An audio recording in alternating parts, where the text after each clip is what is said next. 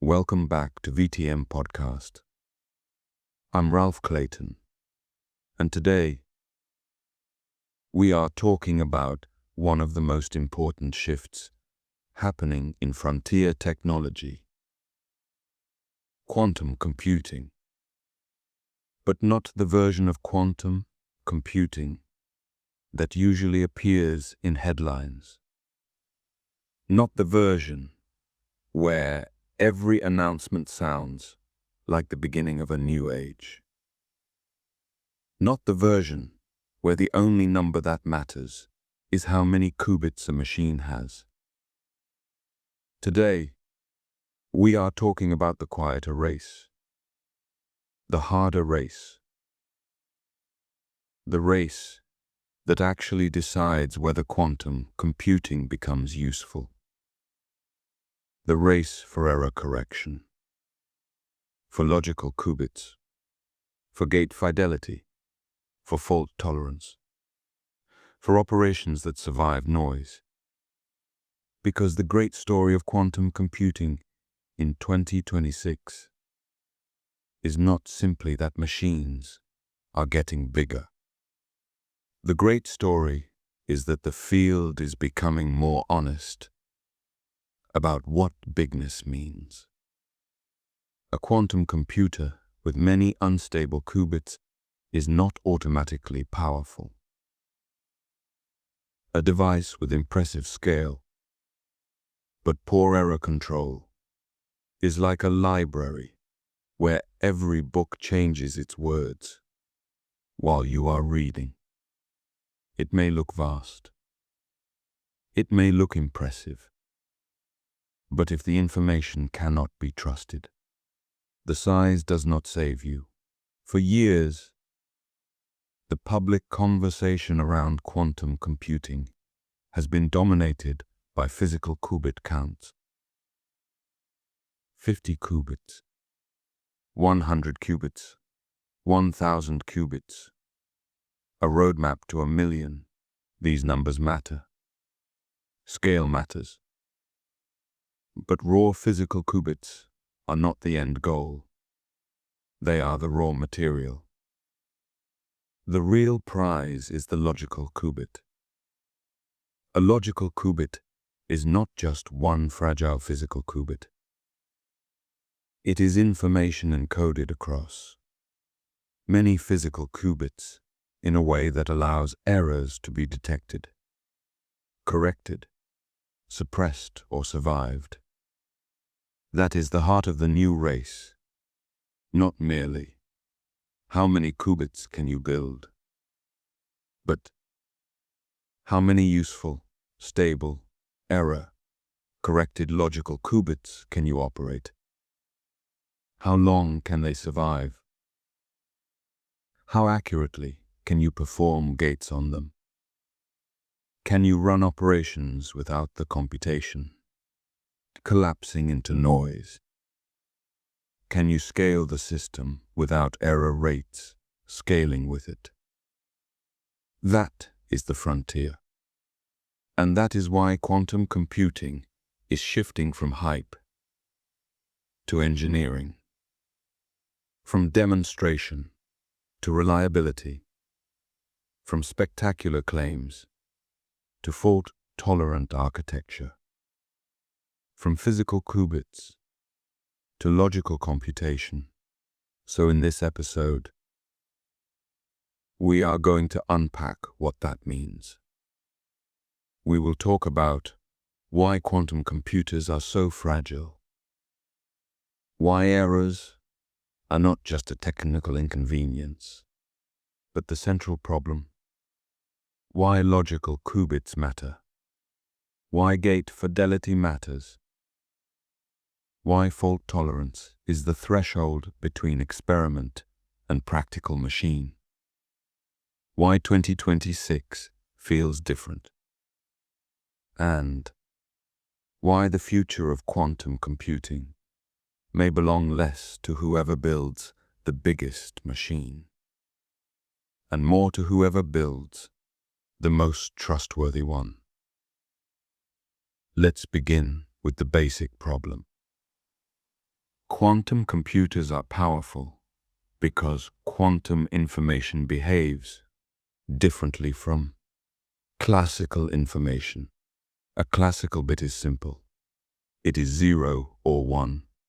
A quantum bit, or qubit, can exist in a state that is not just 0 or 1, but a superposition of possibilities. Qubits can also become entangled. That means the state of one qubit can become deeply linked with the state of another, even when the full information cannot be understood by looking at either one alone. This is what makes quantum computing special. Not magic, not parallel universes doing your homework, but a very real mathematical structure that allows certain kinds of problems to be represented and processed in ways classical machines cannot efficiently reproduce. Quantum computers may eventually transform areas like chemistry, materials science, cryptography, optimization, quantum simulation, and parts of machine learning. But the same features that make qubits powerful also make them fragile.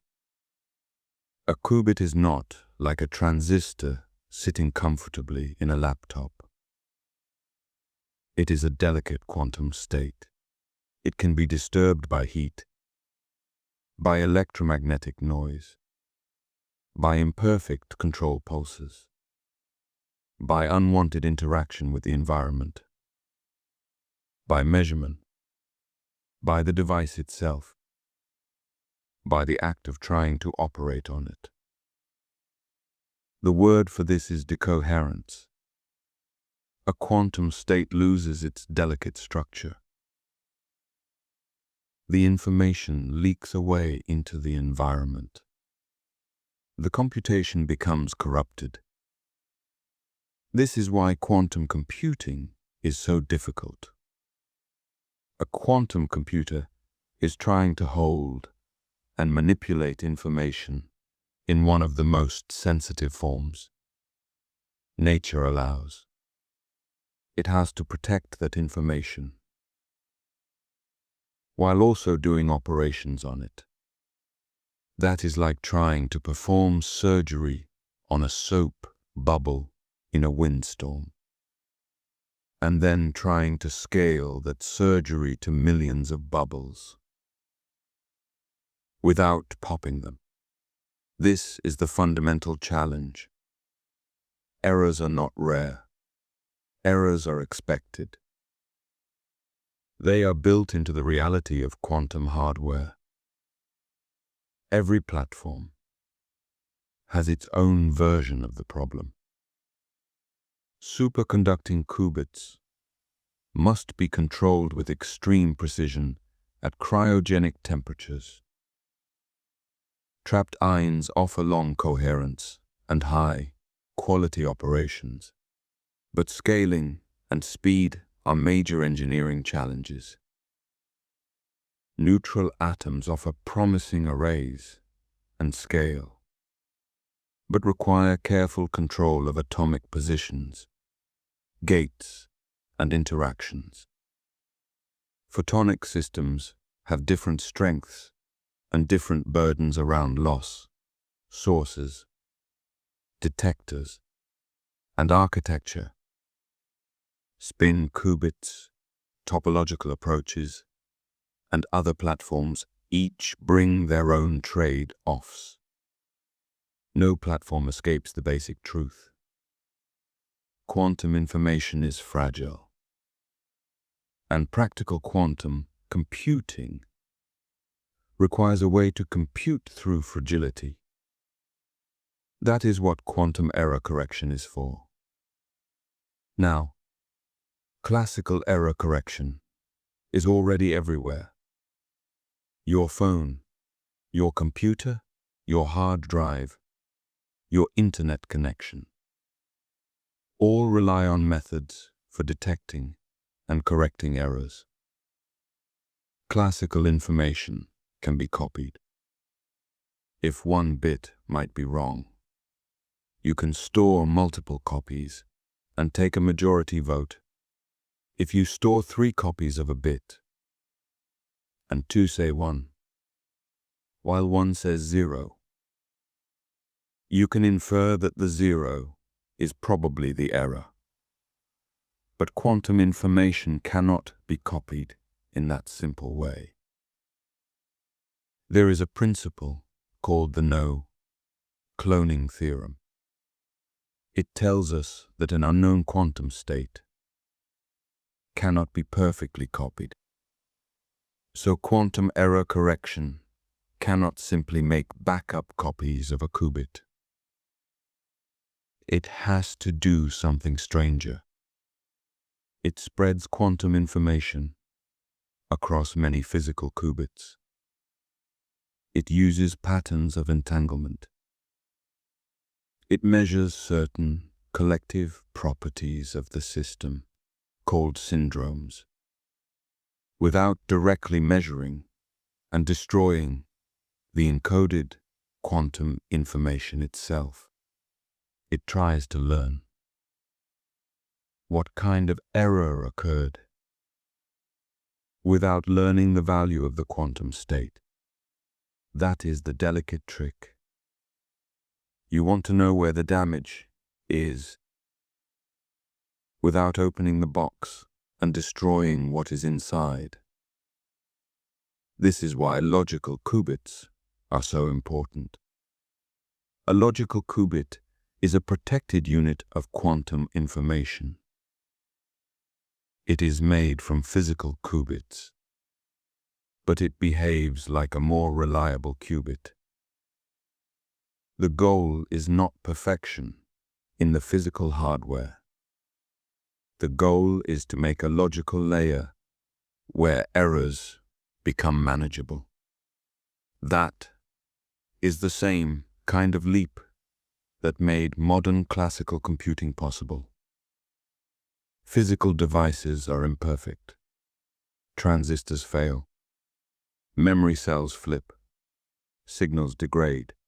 But error correction, redundancy, standards, and architecture make reliable computation possible on top of imperfect parts.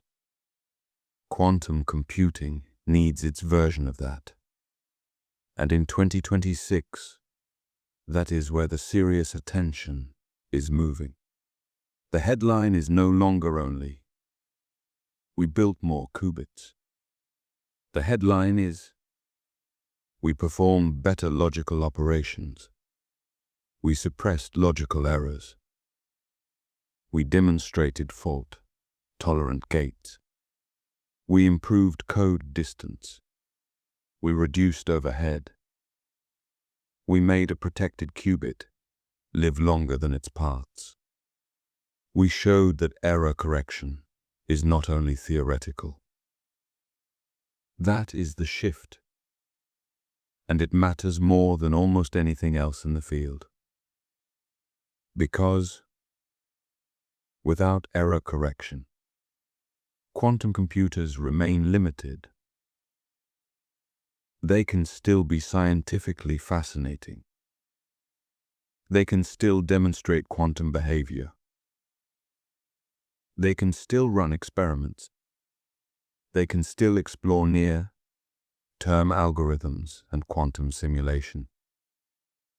But the large-scale promise, breaking certain cryptographic systems, simulating complex molecules with real industrial value, designing new materials beyond classical reach, running deep quantum algorithms, that future requires fault tolerance. It requires logical qubits that can survive long computations. It requires gates that can act on those logical qubits without introducing more error. than the system can handle. It requires architecture. It requires engineering discipline. It requires an entire stack: hardware, control systems, error correcting codes, compilers, logical gates, verification, cryogenics, interconnects, manufacturing, software, benchmarking, and theory. That is why quantum computing is no longer just a physics story. It is a full stack engineering story. A practical quantum computer is not one breakthrough. It is a coordinated civilization of subsystems. Let's talk about qubit count, because this is where the public conversation often gets confused. A company announces a processor with a large number of physical qubits. The headline sounds dramatic, and sometimes it is. Building many qubits is hard. Connecting them is hard. Controlling them is hard. Manufacturing them consistently is hard. But a physical qubit is not the same as a useful computational unit. If every operation is noisy, if qubits decohere too quickly, if readout is unreliable, if the system cannot perform error correction efficiently, then adding more qubits can simply add more ways to fail. Scale without fidelity is not enough. It can even become misleading. Imagine building a bridge out of 1,000,000 weak beams. The number is impressive. But if the beams cannot bear load, the bridge is not useful. Now imagine building fewer beams, but each one has known strength, reliable connections, and a design that distributes stress safely. That is engineering. Quantum computing is entering that phase. It is not abandoning scale. It is redefining useful scale. The useful question is not merely, how many qubits are there? It is, what are the error rates? How connected are they? How fast are gates? How accurate is measurement? Can the device run repeated rounds of error correction? Does the logical error rate improve as the code gets larger? Can logical gates be performed fault tolerantly? What is the overhead? How many physical qubits are needed for each logical qubit? How many logical qubits are needed for a real application? How long would the computation take? And how many errors can the system survive? These questions are less glamorous than raw qubit counts, but they are the questions that matter. This is where terms like gate fidelity enter the story. A quantum gate is an operation performed on qubits. It is the quantum equivalent of logic operations in classical computing, but richer and more delicate. Gate fidelity measures how close the actual operation is to the intended operation. If you ask the machine to rotate a qubit state, entangle 2 qubits, or perform a controlled operation, how accurately does it do that? High gate fidelity is essential because errors accumulate. A computation is not one operation. It is many operations, sometimes thousands, sometimes millions. Eventually, for useful fault-tolerant algorithms, perhaps billions or more at the physical level. If every gate introduces too much error, the final answer becomes meaningless. So fidelity is not a nice technical metric. It is survival. It tells you whether computation can remain long enough to matter. But fidelity alone is also not enough. You need gates to be fast enough. You need qubits to stay coherent long enough. You need measurement to be accurate. You need crosstalk to be controlled. You need the system to behave consistently over time. You need error correction to work not in a single clean demonstration, but repeatedly. Round after round, cycle after cycle. That is why the phrase fault tolerance matters. Fault tolerance means the system can continue operating correctly, even when some components fail or errors occur. In quantum computing, fault tolerance means errors do not simply destroy the computation. They are detected, corrected, contained, or prevented from spreading uncontrollably.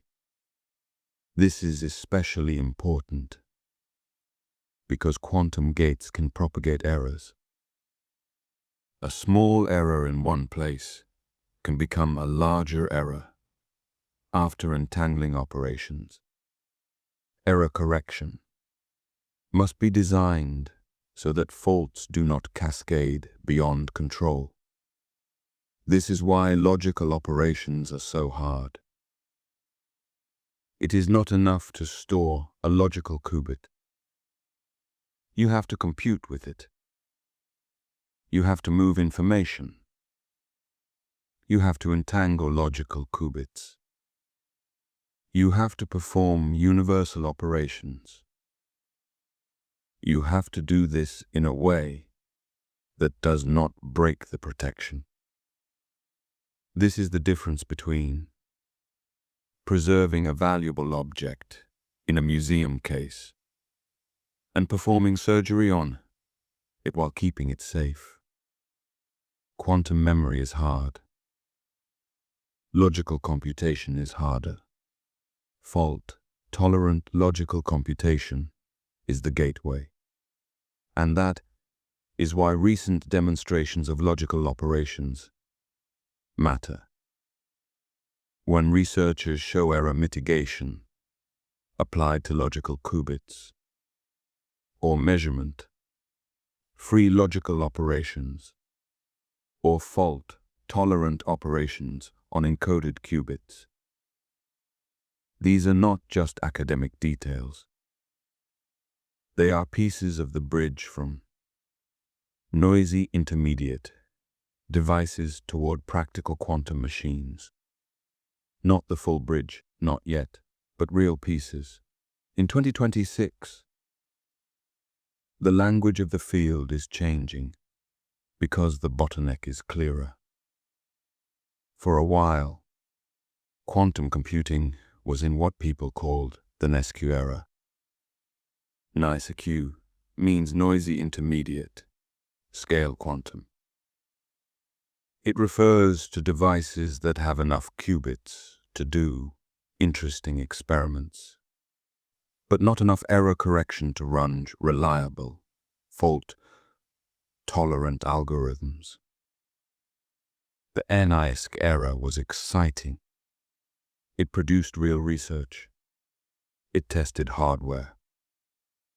It explored variational algorithms. It pushed benchmarking. It made the field more visible. But it also encouraged a certain kind of optimism. Maybe noisy quantum machines could deliver useful advantage soon. Maybe clever algorithms could work despite the errors. Maybe near-term quantum advantage would arrive before full error correction. Some useful niche results may still emerge. But the broader mood has become more sober. Noise is not a small obstacle. It is the obstacle. And for many of the most valuable quantum applications, error correction is not optional. This is why the field is shifting toward the early fault, tolerant error. Not because fully fault-tolerant machines are already here at scale. They are not. But because the path to them is becoming more concrete. The question is becoming less: can quantum mechanics be used for computation? That has been answered. The question is becoming: can we engineer a machine that protects quantum information well enough to compute usefully? That is a different kind of question. It is slower. It is more demanding. It is less theatrical. But it is much more important. Let's make logical qubits more concrete. Suppose one physical qubit has a certain chance of error during an operation. If you encode one logical qubit across many physical qubits using an error correcting code, the logical qubit may have a lower error rate than any individual physical part. But this only works if the physical error rates are below a certain threshold, and if the error correction process itself is reliable. Below threshold. Making the code larger can reduce logical errors. Above threshold, adding more qubits may not help, because the error correction machinery is also too noisy. This is why the field talks about thresholds and code distance. Code distance is a measure of how many errors an error correcting code can tolerate before the logical information becomes corrupted. Larger code distance generally means stronger protection, but also more physical qubits and more operations. So again, there is a trade-off. The dream is to increase code distance and see logical error rates fall. That is one of the key signs that the machine is moving in the right direction. It means the error correction is not just adding complexity. It is actually improving reliability. That is a major milestone. Because if logical error rates improve with scale, then quantum computing has a path similar to classical computing's reliability stack. Imperfect parts, organized into reliable systems.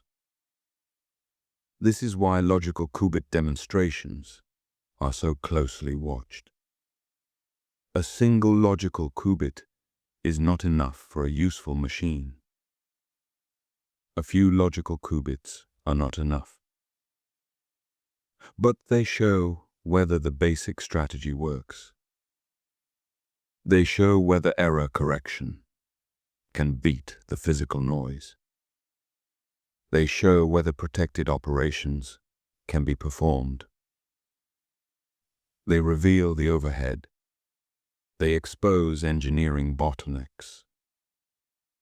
They turn theory into hardware reality.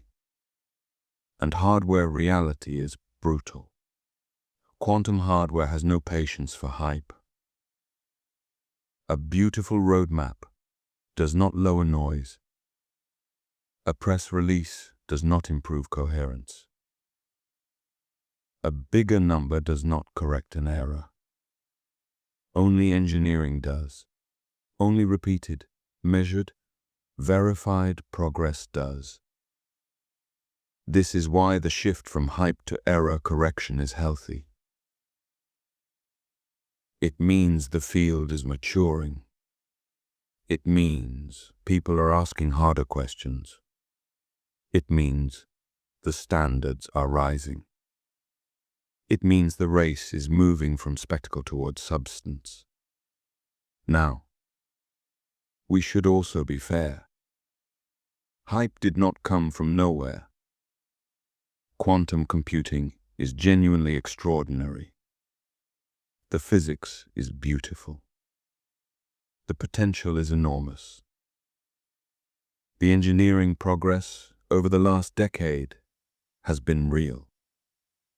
The field has attracted brilliant scientists, major funding, national programs, startups, cloud platforms, and industrial research. There is a reason people are excited. But excitement and expectation are different. Excitement says, this may change the future. Expectation says, this will change everything tomorrow. Quantum computing has suffered from the second one. Too often, the public heard that quantum computers would soon break all encryption, solve every optimization problem, revolutionize AI, discover every drug, and make classical supercomputers obsolete. That was never the right picture. Quantum computers are not faster at everything. They are not replacements for classical computers. They are specialized machines for certain problem structures. Their power depends on algorithms. Their usefulness depends on error correction. Their advantage depends on matching the hardware to problems, where quantum mechanics gives a real computational edge. Even in the long term, most computing will remain classical. Quantum processors will likely operate as accelerators for specific workloads, connected to classical systems. The future is not quantum instead of classical. It is quantum plus classical, each doing what it does best. This is another sign of maturity. The field is becoming more specific. Less vague talk about quantum magic. More concrete talk about algorithms, resources, logical qubits, runtime, error budgets, and application requirements. For example, to factor large numbers using Shor's algorithm at cryptographically relevant sizes, you need enormous fault-tolerant resources. Not just a few impressive qubits, not a noisy device. You need many logical qubits, many gates, and very low logical error rates. For quantum chemistry, the story is similar. The promise is real because molecules are quantum systems. A quantum computer may eventually simulate some chemical systems more naturally than a classical computer. But useful chemical advantage still requires enough high-quality logical resources to run meaningful algorithms at scale. For materials science, the same. For optimization, even more caution is needed, because not every optimization problem gains a quantum advantage. The correct question is always, what problem? What algorithm? What resource estimate? What error rate?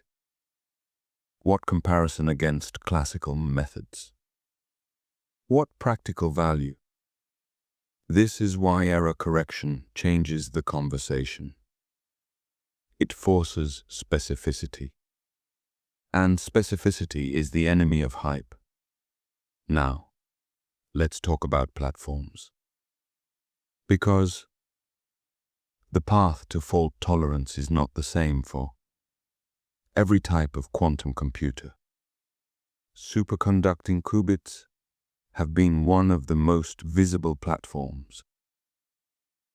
They are built from circuits cooled to extremely low temperatures. They can be fabricated using techniques related to the semiconductor industry. They can perform fast gates.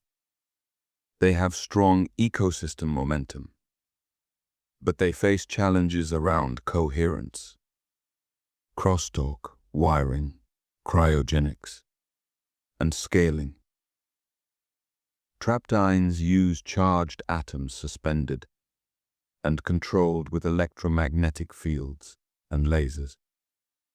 They can have excellent coherence and high fidelity operations. They are naturally identical qubits because atoms of the same species are identical.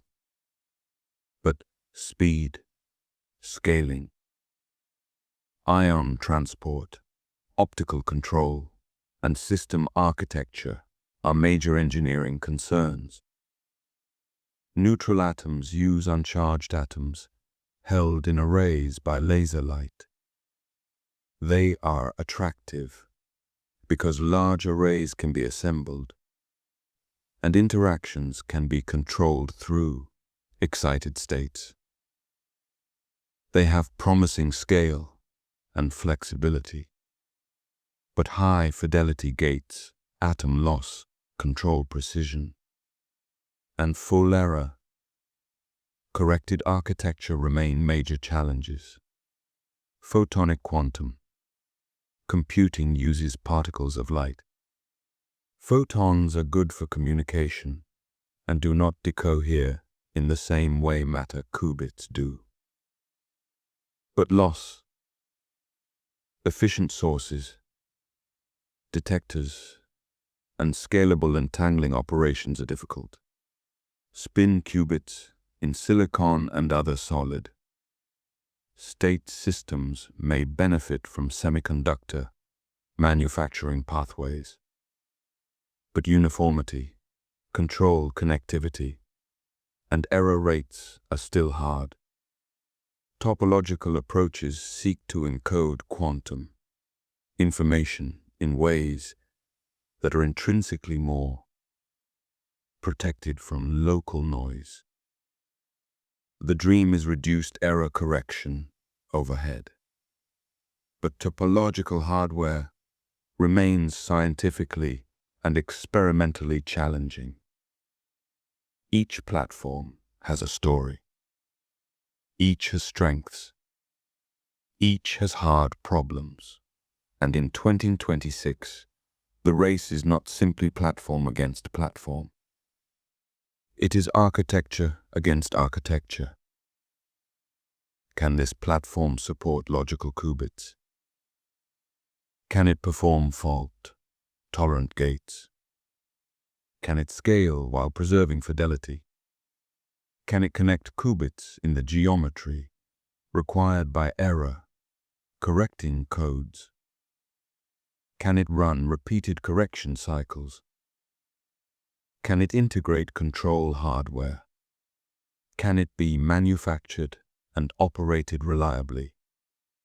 The winning platform may not be the one that looks best in a single metric. It may be the one whose entire stack comes together. This is important because quantum computing is not a single number field. It is a systems field, a machine with slower gates but much better coherence, may compete with a machine with faster gates and more noise. A platform with easier scaling may struggle with gate fidelity. A platform with beautiful individual qubits may struggle to connect them. A platform with strong physics may face manufacturing bottlenecks. The practical question is always system level. What can the entire machine do? Now, let's return to error correction itself. Quantum error correction has many possible code families. The surface code is one of the most discussed because it is relatively tolerant of local interactions and fits well with two-dimensional hardware layouts. But it often requires a lot of physical qubits per logical qubit. That overhead matters. If one useful logical qubit requires hundreds or thousands of physical qubits, then a useful machine may require millions of physical qubits. That is not impossible in principle, but it is an enormous engineering challenge. So researchers are also exploring other codes and approaches. Low-density parity check codes, bosonic codes, color codes, concatenated codes, subsystem codes, error-detecting codes, hybrid strategies, error mitigation combined with error correction, measurement, free or reduced, measurement approaches, architectures designed to lower overhead. The goal is not just to correct errors. The goal is to correct errors efficiently enough that practical machines become buildable. This is why overhead is one of the most important words in quantum computing. Overhead means the extra resources required to make the computation reliable. Extra physical qubits, extra gates, extra measurements, extra time, extra control hardware, extra cooling, extra decoding, extra complexity. If overhead is too high, the machine becomes impractical, even if the theory works. A major part of the field is now trying to reduce overhead while preserving protection. That is the real engineering war. Not just can we correct errors, but can we correct them cheaply enough, fast enough, at scale, with hardware that can actually be built. This is why progress in logical operations is meaningful. A logical operation is an operation performed on encoded information. If we can perform logical gates with high reliability, then we can begin building actual fault-tolerant circuits. But logical gates are tricky. Some gates may be easier to perform fault-tolerantly than others. A universal quantum computer needs a set of gates that can approximate any quantum computation. Often, this requires special methods like state injection, magic state distillation, teleportation, based gates, lattice surgery, transversal operations, or other fault-tolerant constructions. These are not public, friendly phrases, but they matter. They are the machinery behind useful quantum computing. They are how a protect qubit becomes not just stored information, active computation. Think of a logical qubit as a fragile truth protected inside a coil. One finger can go slightly wrong, but the coil as a whole still carries the melody. A physical error is a wrong note. Error correction listens to the coil without destroying the song. A logical gate changes the melody, but must do it without letting the coil fall apart. That is the art, and the science, and the engineering. Now, why should ordinary listeners care? Because quantum computing is one of those technologies whose impact may be delayed, then sudden. For years, it can look like laboratory progress, small steps, specialized papers, hardware roadmaps, strange vocabulary. Then one day, a threshold is crossed. Not necessarily a dramatic public threshold, but an engineering threshold. Logical error rates become low enough. Logical qubit counts become high enough. Operations become reliable enough. A useful application becomes realistic. And then the field changes. Maybe the first major use is in chemistry. Maybe in materials. Maybe in cryptanalysis. Maybe in optimization for a narrow industrial problem. Maybe in quantum simulation for physics itself. Maybe something less glamorous, but economically valuable. The first practical quantum advantage may not look like science fiction. It may look like a chemical calculation, a catalyst, a battery material, a logistics subroutine, a better simulation of a molecule, a specialized workload running in a cloud system. That is often how technological revolutions arrive. Not as thunder, as infrastructure. But before any of that happens, error correction must work. This is why 2026 is important. Not because practical universal quantum computers have already arrived. They have not. But because the conversation is moving toward the necessary foundation. The field is asking, can we build logical qubits that improve when we add physical resources?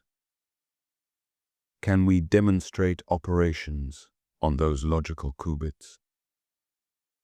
Can we combine error correction and error mitigation? Can we reduce the need for difficult mid-circuit measurement? Can we perform robust gates in ways that resist noise?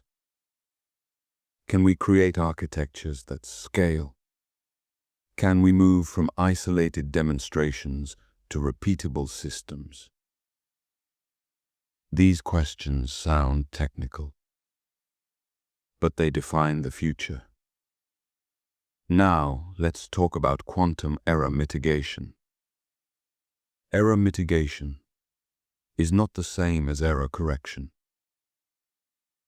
Error correction actively detects and corrects errors during computation using encoded information. Error mitigation tries to reduce the effect of errors after or around the computation, often through clever statistical methods. For noisy near-term devices, error mitigation has been useful because full error correction is resource-heavy. But now researchers are also exploring how mitigation can work with logical qubits. That is interesting because the early fault, tolerant error, may not be perfectly clean. We may have some error correction, but not enough to make errors negligible. So hybrid methods could matter. You might encode information logically, perform correction, and then use mitigation to suppress remaining logical errors. This could help bridge the gap between today's noisy machines and tomorrow's fully fault-tolerant systems. Again, this is not the final destination, but bridges matter. A technology often becomes useful through transitional layers. The early internet was not today's internet. Early computers were not smartphones. Early aircraft were not modern jets. Early quantum machines may be imperfect, hybrid, and specialized. But if each generation improves the reliability stack, the direction becomes clear. Now, let's address a question people often ask. When will quantum computers become practical? The honest answer is, it depends on what we mean by practical. Useful for scientific experiments. Already. Useful for demonstrating quantum phenomena and testing algorithms. Already. Useful for narrow research tasks. Increasingly. Useful for broad commercial advantage. Still uncertain. Useful for large-scale fault-tolerant applications. Not yet. Useful enough to break widely used public key cryptography. Not yet. But serious enough that governments and companies are preparing post-quantum cryptography now. That last point is important. Even if large-scale cryptographically relevant quantum computers are not here today, a cryptographic migration takes years. Data stolen now may be decrypted later if it remains sensitive.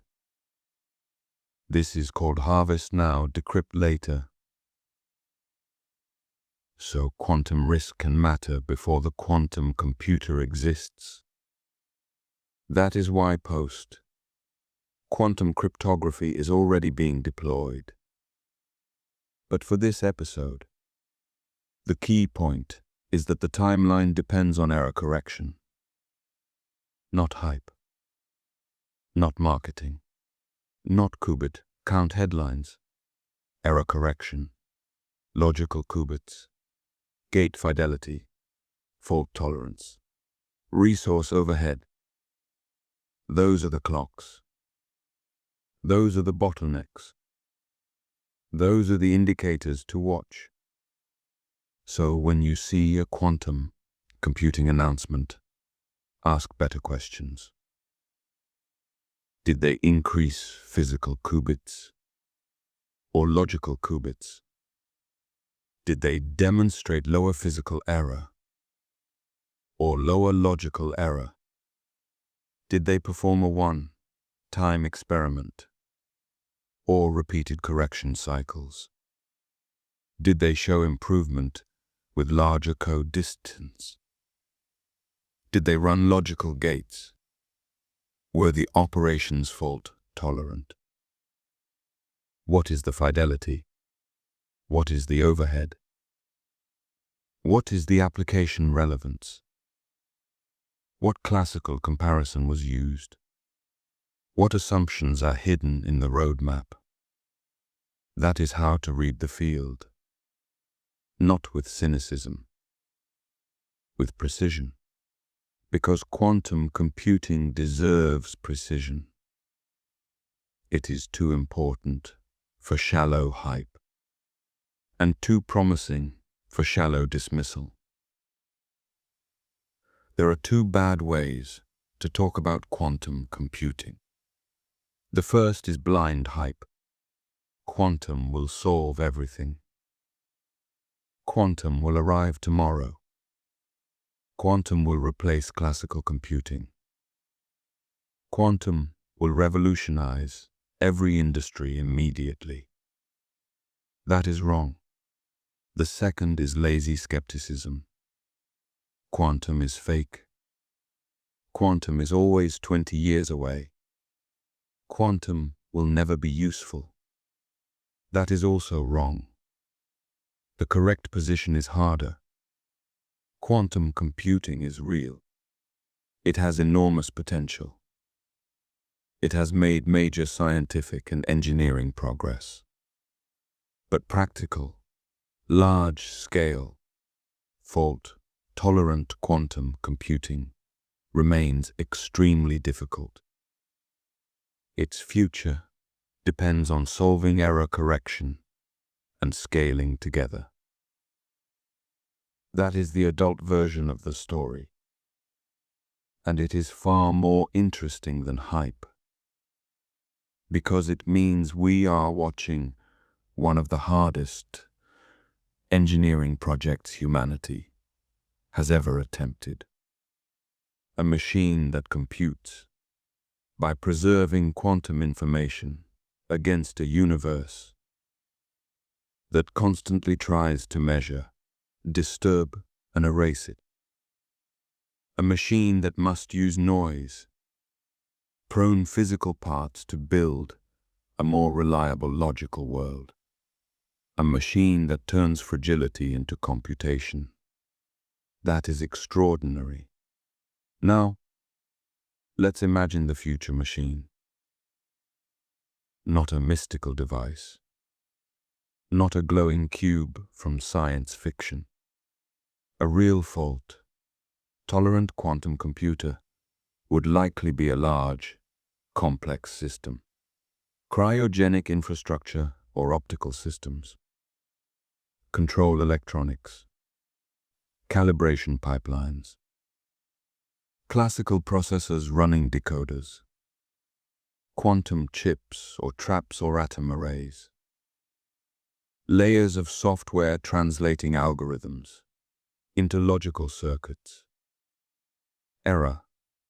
Correcting codes, constantly monitoring syndromes. Classical systems interpreting those syndromes in real time. Schedulers organizing operations. Compilers minimizing error. Verification tools checking outputs. Cloud access perhaps hiding the complexity from users. To the user, it may look like sending a job to a specialized accelerator. To the machine, it is a symphony of delicate control. A quantum computer is not just quantum hardware. It is quantum hardware married to classical computation. That is another underappreciated point. Error correction requires classical processing. The machine must measure error syndromes, decode them, decide what corrections are needed, and update the computation.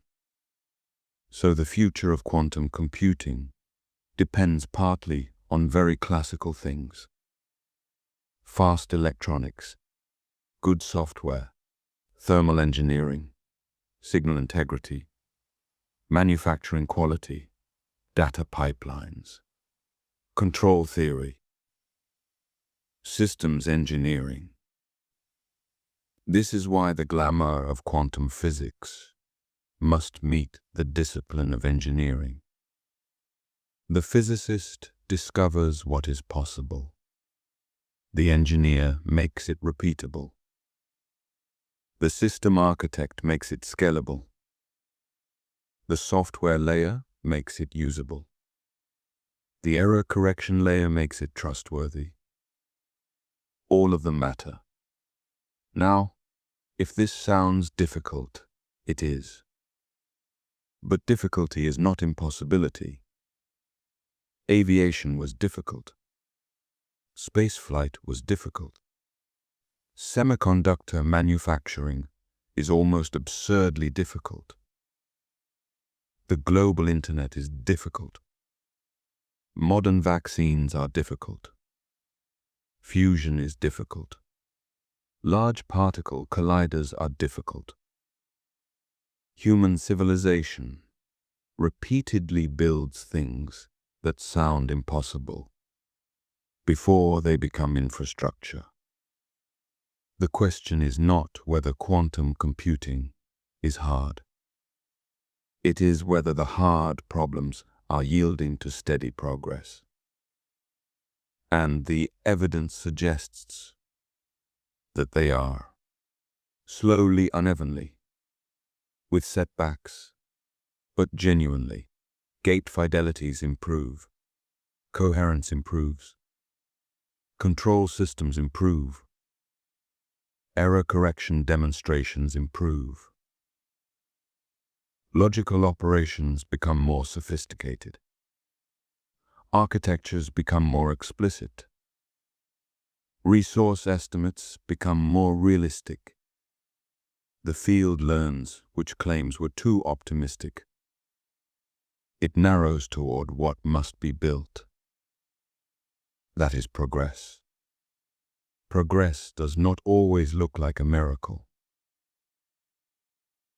Sometimes it looks like fewer illusions. That may be exactly what quantum computing needs now. Less theta. More thresholds. Less qubit count obsession. More logical performance. Less vague revolution language. More error budgets. Less tomorrow. More architecture. And maybe that is the real meaning of this 2026 shift. Quantum computing is growing up. It is moving from the era of proving that quantum devices can do something astonishing toward the era of proving that quantum devices can do something reliable. Astonishment is not enough. Reliability is the gateway to usefulness. The world does not run on astonishing demonstrations. It runs on systems that work, bridges that hold, planes that land, medicines that pass trials, chips that manufacture consistently, networks that route packets, power grids that stay up. And if quantum computers are going to matter in the real world, they must become systems that work. Not once, not in a carefully selected benchmark, not only in a lab under perfect conditions, but repeatedly, predictably, verifiably, at scale. That is what error correction is about. It is not a side quest. It is the road. So let's close with the central image. A physical qubit is a spark. Beautiful, strange, fragile. A logical qubit is a lantern built around that spark. It does not eliminate the wind, but it lets the flame survive long enough to be useful. Fault tolerance is the architecture of a city of lanterns, where one flicker does not bring darkness to the whole street. That is the future quantum computing is trying to build. Not merely more sparks, protected light. And this is why the shift from hype to error correction matters. Because it tells us the field is no longer satisfied with producing quantum effects. It wants to preserve quantum information. It wants to compute through imperfection. It wants to turn fragile physics into reliable machinery. That is the real race. Not the race to announce the largest number. The race to build the first truly useful logical machine. The first machine where quantum error correction is not just demonstrated, but operational. The first machine where logical gates are not just possible, but dependable. The first machine where fault tolerance is not just a theory, but the foundation. When that happens, the conversation will change again. Quantum computing will stop being a promise, waiting for credibility, and become an engineering platform waiting for applications. We are not fully there yet, but the direction is clearer than it has ever been. And the key is error correction. Logical qubits, gate fidelity, fault tolerance, protected operations. The boring words that may unlock the extraordinary future. This has been VTM Podcast, Episode 13. I'm Ralph Clayton. Thank you for listening.